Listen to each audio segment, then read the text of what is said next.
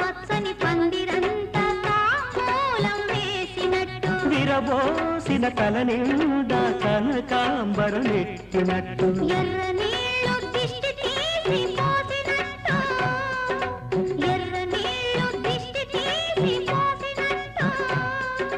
కర్పూరం హారతి ఇచ్చినట్టు ఆకాశం ఎందుకో పచ్చబడ్డది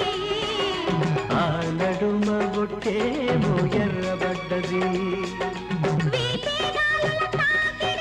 సాగే గువ్వల అలజడి రమ్మని పిలిచే పైబడి